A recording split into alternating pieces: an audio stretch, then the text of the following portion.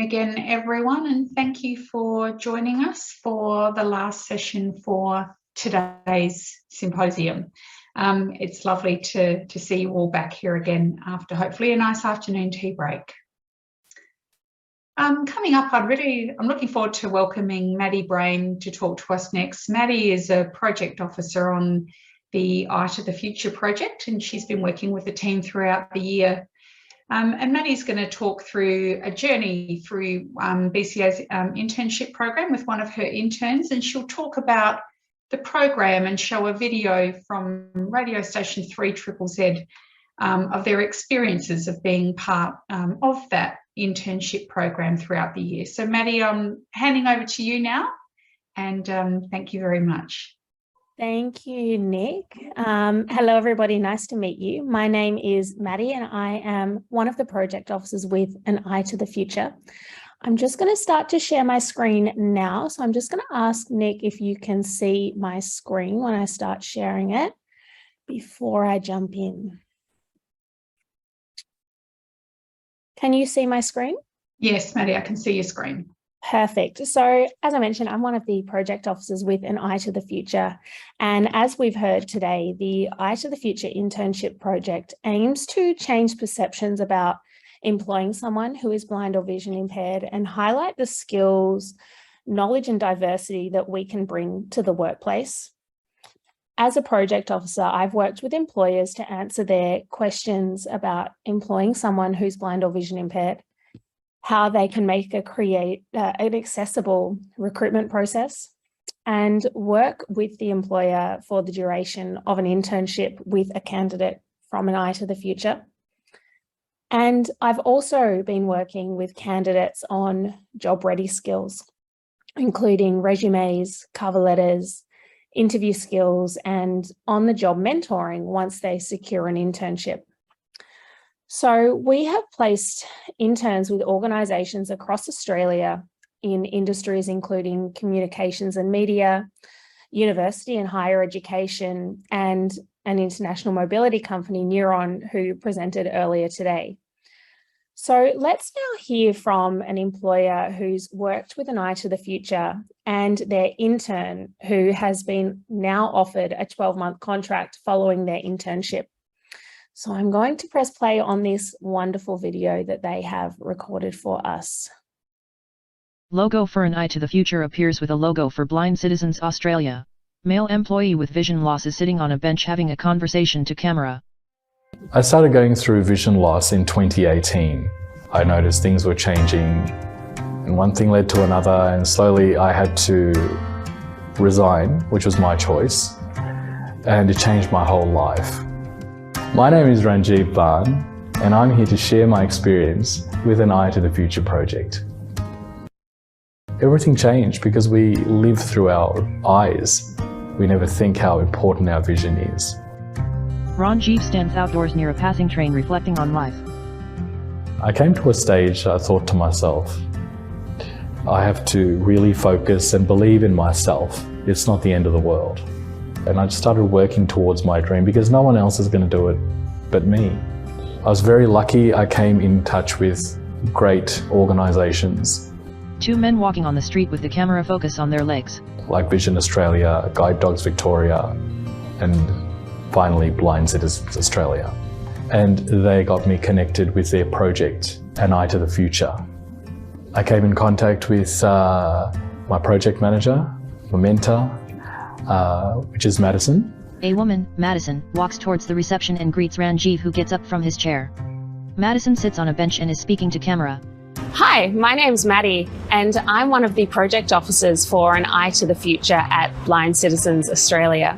When I met Ranjiv, we took the time to discuss his interests and what he wanted to do for a career. And we spent time working on his resume, his cover letter, and job-ready skills so that when an opportunity arose, he was ready to step into that interview with confidence. And that opportunity came about in 3ZZZ. When we worked out the needs for 3ZZZ in the role, we worked out we have some admin roles and skills and tasks that need to be undertaken within the organisation. Ranjiv and John exit the office building and walk together. We also work out that we whenever someone comes into the organisation, they bring a set of skills that we will utilise within our organisation. I'm John from 3ZZZ, and I became aware of an Eye to the Future project through my professional networks. John approached an Eye to the Future and expressed interest in our program, and we spent time with John to get to know 3ZZZ, answer any questions that he had about accessibility, an accessible recruitment process, and employing someone who is blind or vision impaired, and made sure that we introduced the right candidate for the role that they had in mind. Here at 3ZZZ, we are a culturally and linguistically diverse radio station. So we really value diversity. We also value good people.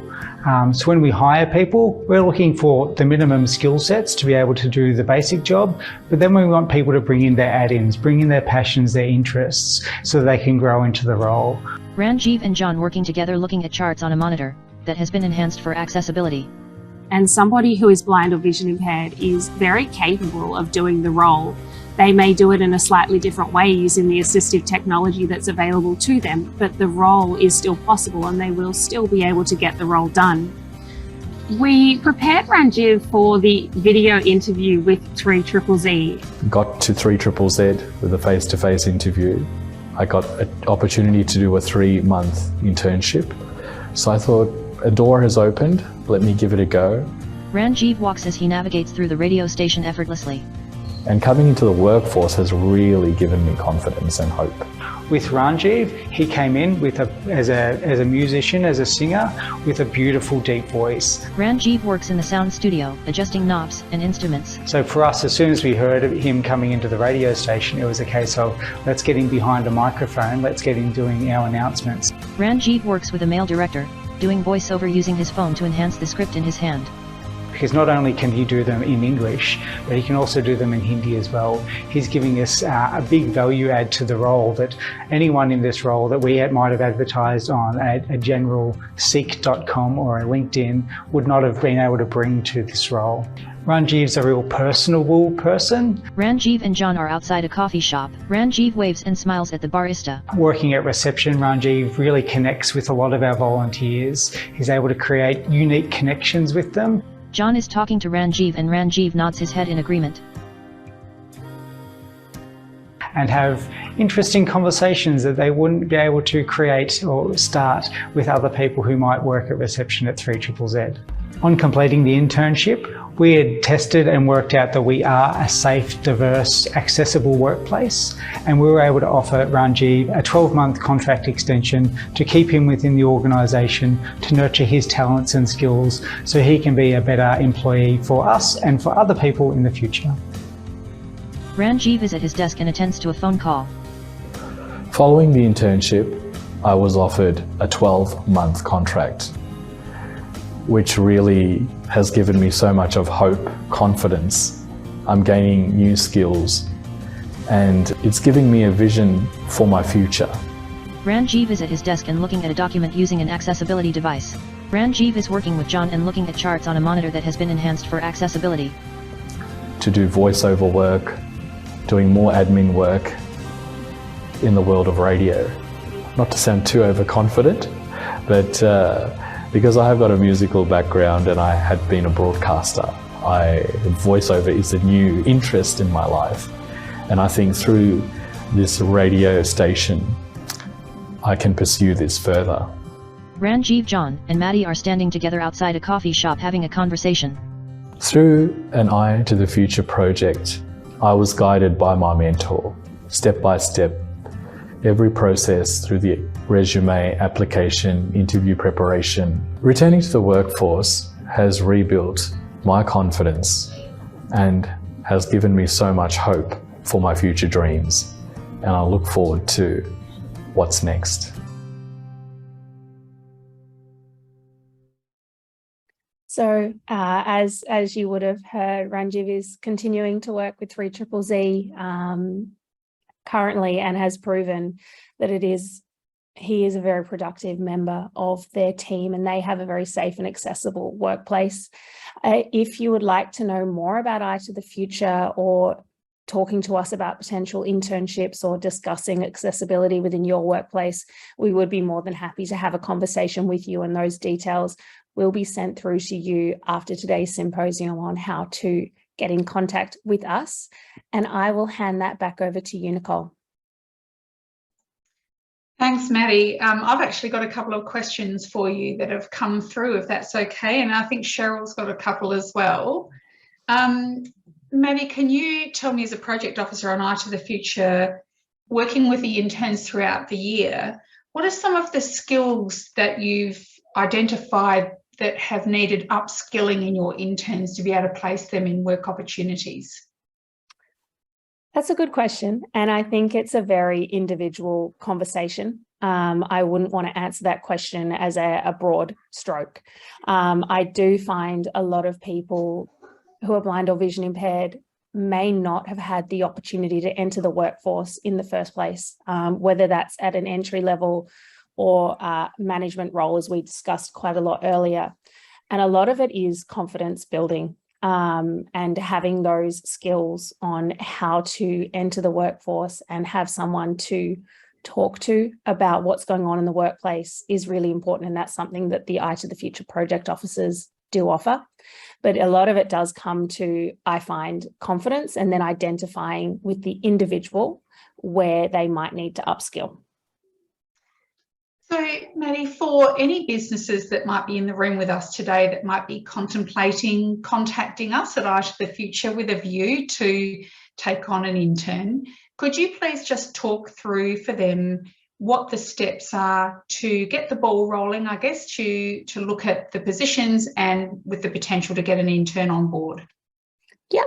So after today, some information will be sent through to you on how to get in contact with us, and that will be often an email or a phone call through to Blind Citizens Australia, Eye to the Future team. One of our project officers will then have a conversation with you about your organisation, what you're looking for, and then we'll talk to you about who is in your area, what kind of role you're looking for, and then introduce you to that person and talk to you about an accessible recruitment process. And if you do choose to hire an intern, we will work with you for the duration of that internship as well. Thanks, Maddie. Cheryl, you have a couple of questions for Maddie? I did. I had one question for Maddie. You mentioned that you have been supporting the businesses that take on interns through BCA's and Eye to the Future project. Can you please explain what exactly that support for employers looks like? Yep. So that support will start with a discussion about them, what they're looking for and what kind of role they're looking at, or what their business needs are. We're not going to create a space that you have to hire someone. We're going to talk to you about your business needs and where someone would offer benefit to your business, a meaningful role for your business and the individual.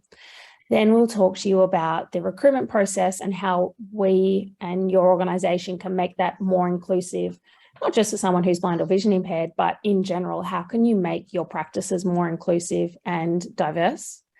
And then once you do decide to hire someone through Eye to the Future, it would be regular communication with the project officer, and the project officer would also have that regular contact with the candidate to discuss anything that might be coming up. We can link you in with Job Access, who we spoke to earlier today, who would then come out and be able to conduct that assessment and make recommendations on the assistive technology.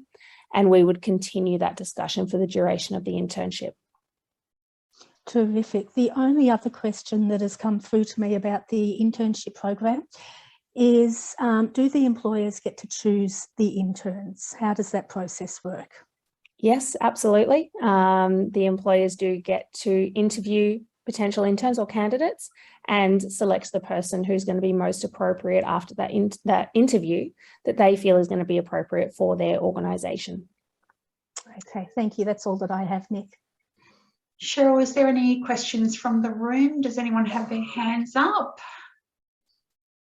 Not at the moment. Maddie? No. Okay. Thank you, Maddie, for talking us through Ranjiv's journey and for showing that wonderful video that demonstrates clearly his employment journey through an Eye to the Future, and best of luck to him in going forward with 3ZZZ. I think it's a wonderful opportunity. I'm sure he'll make the most of it. So thank you for sharing that with us today. Thank you. Now, coming up next, we have Narelle Lynch from the ATO. Sorry, Nicole, to interrupt. Narelle's not due till 3:40. I've got a place to start at 3:30, so we at Canberra Blind Society could go first if we could go before Narelle, if that helps. I was just going to suggest that if that's okay, Claire, because I know we're running a little ahead of time, and that way we could pop Narelle on. I know she's got to be away by 4 o'clock, but yes. I'm sure we can make that happen too. So I appreciate you going first. It's Cheryl here. Narelle is just joining the room now. Fantastic. Oh, wonderful. Yep. I will.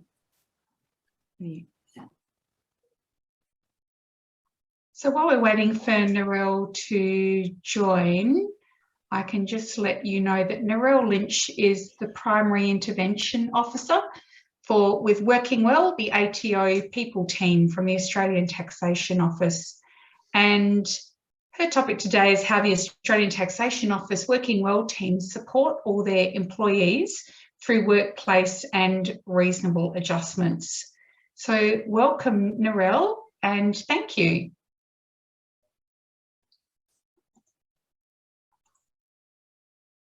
Thanks. I think you can hear me. Yes, we can. Thanks, yes, Narelle. We can hear you. Excellent. Thanks, everyone. So look, I won't take long today, but just wanted to let you know what we do in the ATO. So we attempt to be the gold standard of employers, and yeah, we do have accreditation in the as a gold standard in WHS, and it's our aim to keep that up in the private and public enterprise. So in the ATO, we support staff with a disability throughout all stages of their employment relationship, from recruitment and onboarding, and provide ongoing support whilst that employee is with us. In the recruitment phase, the ATO supports candidates by working with individuals to identify and provide assistance they may require to participate in the interview phase, be that virtually or in person. So that may be assisting people into the workplace, or it's as providing them assistance to get into the room if that's what they require. If a candidate progresses past the interview phase and has completed a medical declaration, a member of the Working Well team will contact the candidate, and we'll do that via phone and discuss with them any needs that they may have. So that might be an orientation session with Vision Australia before they commence with us, or even on day one. So we do have employees who commence and they have that support person with Vision Australia with them, and they get assistance to have an orientation session and also do a workstation assessment. And so if a vision impaired employee does need a workstation assessment at any point in their employment, we do get Vision Australia to conduct that assessment, because they're the most qualified to actually understand the person's condition, their level of sight, and any specific equipment or technology that they may require. If a candidate would like to have the support person on day one, we also allow that to happen, and we just set up the time and the clearance for that person to come in. If a candidate would like an awareness session or training to be held for their manager and or team, we actually arrange that via job access, either before they commence with us or soon after they've started, just so the manager and team are aware. I think we've heard today, that if guide dogs are in the office, it's so that people are aware of what they can and can't do with the guide dogs, and that makes it easier for employees and staff. The Working Well and Diversity teams do assist staff once they have been onboarded at any point in time once they've commenced employment. And we can provide lots of things for them. So we liaise with staff and their treaters, and sometimes they're advocates as well. So some of our employees do have disability support workers. And we also work in with job access to ensure that staff have all the equipment and adjustments in the office that's required so that they can do their job. We do have adaptive technology, and so we provide access and training to JAWS, Dragon and ZoomText. And following on from the Canberra Blind Society mentoring sessions, we actually had one of our employees who uses JAWS to have a session with Peter, who was my mentor, and she actually suggested that they have a JAWS working group within the ATO. So that's something we're exploring at the moment.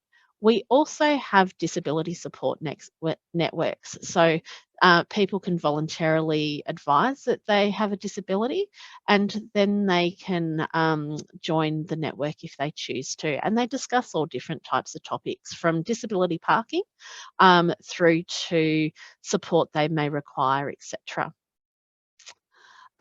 We work with staff and their advocates to do that one-on-one support to see what they need. One of the things that we're currently doing at the moment is moving some of our offices. So we're getting a brand new office in our Brisbane site, also in Sydney and Parramatta. What we've learnt in the last 12 months is, as we've transitioned to 34-inch curved monitors, that staff who use ZoomText actually can't use the curved monitors. So we didn't know this when we started rolling out the monitors initially.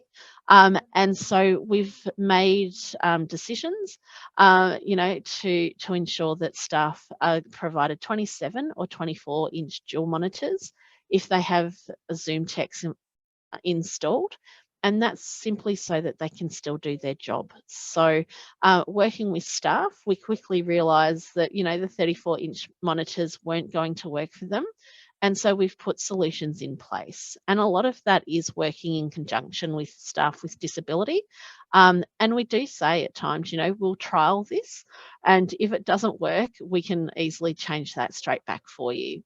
And I think staff appreciate that we don't say no straight away. We try everything that we can, and we work for a solution that will work for them. One of the things we also did during COVID is provide laptops to all of our staff who were vision impaired. And this allowed staff to work from home. So what actually happens with ZoomText, JAWS and Dragon is that the licenses are currently attached to the computer and not to the individual. So we're working with the companies to change that at the moment so that all the licenses are to an individual, so they could go to any office around the country, log on to any computer, and all of their systems are available. But in the meantime, what we've actually had to do is provide them all with laptops so that they have this ability. And as people are moving into new offices and getting laptops instead of having computer hard drives at their desks, we're actually working with the IT teams to ensure that that software is automatically installed on their laptops, so it's a seamless transition for that staff member. We organise orientation sessions with staff also before moving into the new building. So we'll work with Vision Australia or Guide Dogs and actually have those sessions with them. One of the things that we didn't realise before we did the mentoring sessions is there's two parts of the funding. One is for the individual to get from their home to the office. And then the second part of the funding is for once the employee steps into the building, job access funding actually takes over, and we can have the same supply, but there's two different funding parts, and we can organise the orientation of the new building. We are balancing that so that we don't have we have enough time for the vision impaired staff member to actually have those orientation sessions, but also leaving it long enough so that it's not a workplace hazard for those people and it's still a building site. So it's a tight time frame that we do work with, but we do provide staff with as many sessions as they require over that time period. Another role that the Working Well undertakes is to work with managers and other staff who may have questions in relation to guide dogs or assistance dogs. So we have had some questions where other staff members are allergic to the animals, and so we actually work with them to advise that that dog has a legal right to be in the building and has legal access to that building. With the assistance dogs, we have had to educate some staff members that we can only allow the dog to be in the workplace once they're in training. So we have had one instance where a staff member has had an assistance dog that they've gotten as a 6-week-old puppy, and unfortunately we haven't been able to allow them into the workplace because they're not trained yet or they're not in training. So we do provide information to staff and employees on the legal rights and accesses of the dogs, and assist everyone as much as we can. A small number of Working Well and diversity team members participated in the Canberra Blind Society pilot mentoring program, and we all got a great deal of understanding and a new respect for the vision impaired people that were our mentors. It helped us to understand some of the barriers that vision impaired people encounter and the techniques that they use to assist them in navigating these barriers. One of those examples was the different carpet and furnishings on the floor, which we never thought about. So yeah, we got a lot of value from that, and we look forward to continuing the working relationship that we've built with Canberra Blind Society to keep improving the work environment for our vision impaired staff and also for our general environment as well. And that was the end of my presentation. Thank you so much, Narelle, for that really interesting presentation, and also for sharing with us and for giving us so much of your time today. We greatly appreciate it. No worries. Thanks, Nicole. Thanks for having me. Thank you. Now I'd like to introduce you to Robert Altamore, a mentor with the Canberra Blind Society Mentoring Program, and Dr. Claire Manning, who's the Program Manager, to talk a little bit more about their mentoring project. So over to you, Robert and Claire. Okay, it's Claire here, and I'm going to go first. Now, we're battling a little bit here. We've got, they're changing the cladding on our building, and we've also had fire alarms go off today as well. So I've asked them to stop this afternoon and go home early. So, but if there is some noise like an angle grinder, I apologise, and I'll pause for a minute. But thank you, Nicole, and thank you, BCA, for letting us be part of this program. And I'd also like to thank Narelle Lynch from the ATO for sharing her insights and experience. We have also really enjoyed, 2 of our mentors have worked with 5 team members at ATO, and we've got a lot out of that experience as well. As them learning from us, we learnt from them. So the Canberra Blind Society Mentoring Program was designed to find ways to increase and strengthen inclusive employment opportunities for people who are blind or vision impaired. Our pilot program, funded by the Department of Social Services as part of the Information Linkages and Capacity Building Grant Program, easier known as the ILC program, focused on developing an empowering approach to employment by the following 4 objectives. Objective 1 was to provide a quality customised mentoring approach. Objective 2 was identifying challenges and barriers to inclusion, accessibility and employment. 3, increasing awareness of the capabilities of people with a vision impairment, and also increasing knowledge about access to available supports. And it was interesting earlier in the discussion that Job Access shared that this is what we're finding, that they had the statistic that 70% hadn't heard about workplace adjustments, and we're finding that the people we're engaging with are really keen to find out more in that space. And the 4th objective was developing resources and activities that will improve understanding related to recruitment and retention. Our mentoring team have worked in both public and private sector organisations with professional qualifications in law, information technology and education. Plus 4 out of 5 of us have lived experience with vision impairment. We worked with 10 public sector organisations to pilot our ideas in a 2-stage approach.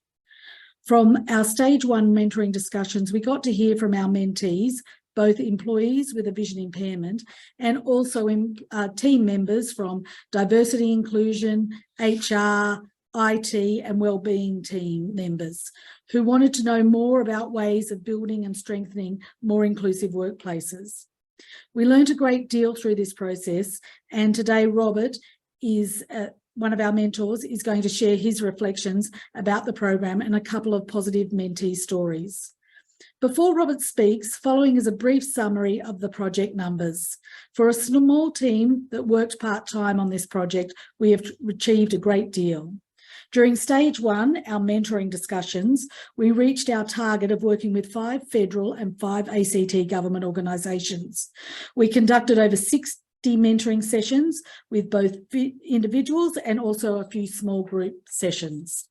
We exceeded our target of working with 20 public sector employees by meeting regularly with 25 people, which included 7 mentees with a vision impairment and 18 from that cohort I said before, diversity, inclusion, people, wellbeing, information technology team members. So we got a real insight into all those areas. We exceeded our expectations of just working within Canberra to going national. By using video call technology, we have connected with mentees in Sydney, Brisbane, Adelaide, Melbourne, Hobart, plus regional New South Wales and Victoria.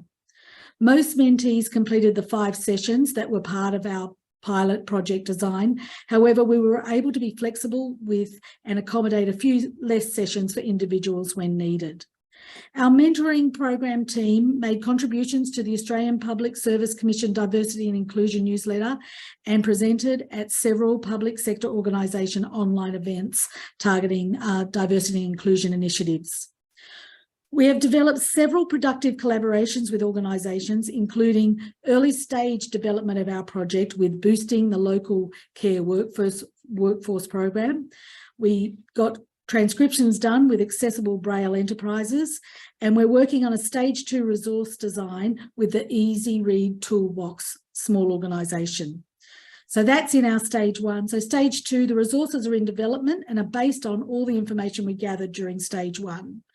The 10 checklists and activities we have co-designed with our mentors and our collaboration partners in those public sector organisations are nearly completed and due to be available end of October. Checklist subjects included inclusive leadership, what works well and what are the challenges, ideas about recruitment, onboarding and induction, surfaces and spaces and professional development. The activities we have been testing cover 3 main themes: understanding vision impairment, digital accessibility and inclusive leadership. This pilot program has proved to be more successful than we anticipated when we started. However, it did not all go to a plan, but being a pilot program, we were able to adapt along the way. We have also worked hard to engage 5 private sector organisations and still making progress in this space. We have promoted our program to 4 major Canberra-based business and HR networks and over 20 diversity and inclusion contacts at a range of large Australian organisations. Now, Robert is going to share his reflections as a mentor and also share some success stories. I'll put it over to you, Robert. Here we go. Thank you, Claire. Good afternoon. I'm Robert Altamore.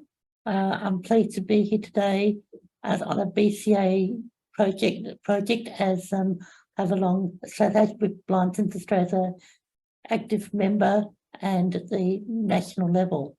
But in this capacity here today, I'm pleased to be a member of the Canberra Blind Society team of 4 mentors. I have with me Peter Graham-Lees, who's sitting opposite. This morning you heard from Rod Sackley in the You Can't Ask That session, and Lindy, who is our 4th mentor, who is known to some of you. I think in the preparation for the mentoring program, one of the things we all contributed to is to develop a very strong framework for the mentoring, so that we all knew our roles as mentors and what to expect of ourselves as mentors, what was required as mentors, and what to expect of mentees and how to be good mentors for them.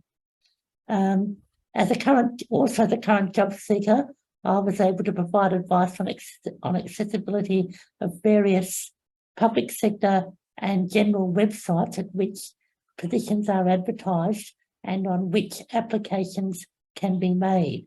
There's a great variation and access on these sites, and access can be quite problematic.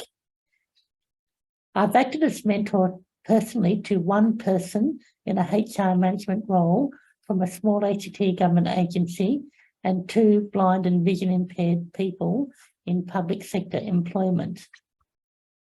I'd like to share with you 2 key outcomes of the mentoring sessions and the mentoring processes with which we were involved. The first thing I'd like to say is these sessions provided wonderful learnings for both myself as a mentor and the people I was mentoring. The mentoring sessions were also very affirming experiences in affirming our knowledge and our concepts of accessibility, inclusion and empowerment, as these can be used to help persons with other disabilities, and we can apply them to employees and potential employees who are blind or vision impaired. For HR managers, there is sometimes a reticence about blindness and vision impairment. As Graham Innes said today, sometimes we think it's all too hard or too difficult. You know, we can't deal with it and it's going to cause too many problems in the workplace. However, once this reticence is overcome, there's a need for and a real thirst for knowledge of blindness and vision impairment, and a real willingness from people in the HR areas to learn. One of my mentors was my very small ACT agency, which didn't employ any blind or vision impaired people, and had a workplace which was perhaps not at first conducive to employment of blind or vision impaired people. But as we worked through the process, we saw possibilities, and we saw how things that had been put in place for people with other disabilities could be applied for people who are blind or vision impaired. For the people who are blind or vision impaired like myself and mentees that I work with, there's also sometimes a reticence to approach our co-workers and our supervisors about the practical problems and barriers we're experiencing in our day-to-day work. And we know, well, there's many good reasons for this. Many of us have personally experienced the fact that when we do raise these matters, we don't always get the support and help that we might. And sometimes we've experienced negative outcomes for our employment or for our progress in our career. And that's but once this resistance is overcome, the results can be very good for both the person who is blind or vision impaired and the organisation. I'd like to share 3 experiences of our mentees. The first one is a mentee who worked at the Commonwealth Department and uses magnifying and screen reading software. He had a very positive result through our program. After informal discussions with our mentor, Lindy, he had productive conversations with managers, accepted conference and travel opportunities which were offered to him, which maybe he wouldn't have got if he hadn't had those discussions. And from those, he built his professional development and confidence. And in the end, he has now taken up a role in the department in their diversity and inclusion team. This new role will enable him to make a personal contribution to ensure the physical and digital accessibility of his organisation. The next mentee I'd like to talk about is she worked for a small government agency, and the agency, and the timing of the mentoring process was very good for her. This mentee shared recent loss of vision impairment with our mentor Peter, and Peter had such a good impact on her life and her confidence, and that she had the opportunity to talk to, and she felt really empowered about talking to someone like Peter with a similar lived experience of vision impairment. This made her think differently about her current and future work opportunities. She was able to share her ideas for the future with her managers and team, and this was being very positive for her. Our fourth example is our team of mentees. Our mentor Lindy worked with the Department of Environment and Planning and Sustainable Development Directorate of the ACT government in discussions with the team on the inclusion and engagement. In discussion with this team, which included the discussions with the team that Lindy was working with included an introduction to the Directorate's web design team. Together, the web design team and Lindy recognised the barriers with access to digital and web accessibility in government departments. The team members already had a very good understanding on accessibility guidelines. However, during the mentoring process, we were able to demonstrate from the vision impaired perspective on areas of the digital platform that could be improved.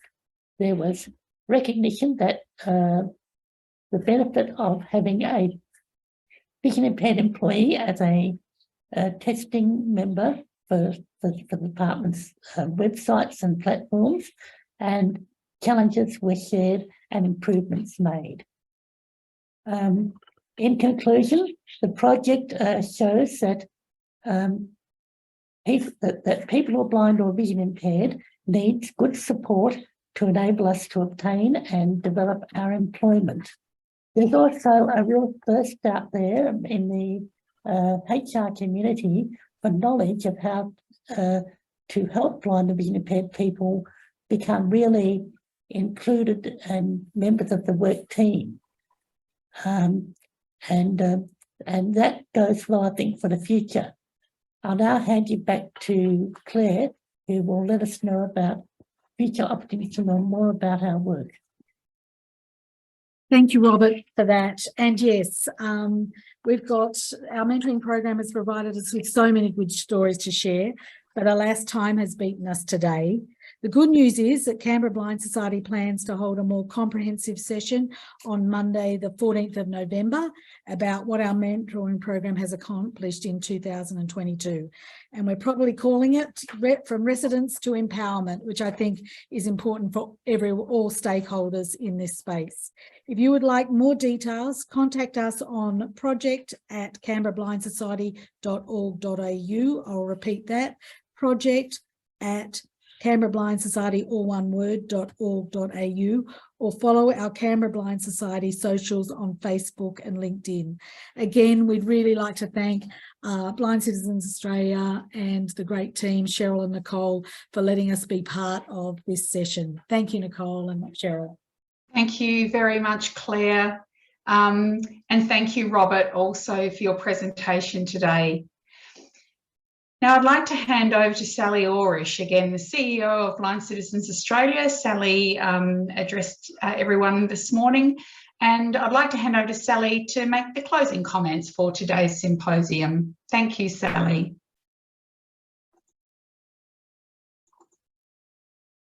Lovely. Thank you, Nicole, and thank you to everyone who has participated today and made this symposium possible. Thank you to each of our guest presenters. It's been fantastic to hear from you and to learn from your expertise and your experiences. I'd also like to thank everyone who's joined us for the day. I hope that the information and the stories shared today have motivated you, have challenged you, and have helped you shift your thinking and your perspective when it comes to hiring people who are blind or vision impaired. There's been a lot of information presented today and you've heard from a lot of different people. So if you find yourself walking away and later this evening or over the coming days or weeks, you have questions about Eye to the Future, Blind Citizens Australia, or hiring people who are blind or vision impaired, I encourage you to reach out to us, and in particular to our Eye to the Future team, who would be more than happy to answer your questions and provide you with the information and resources that you require. It's also my pleasure and a real privilege to share with each of you today that we have been incredibly fortunate in receiving some even further ongoing funding for our Eye to the Future project.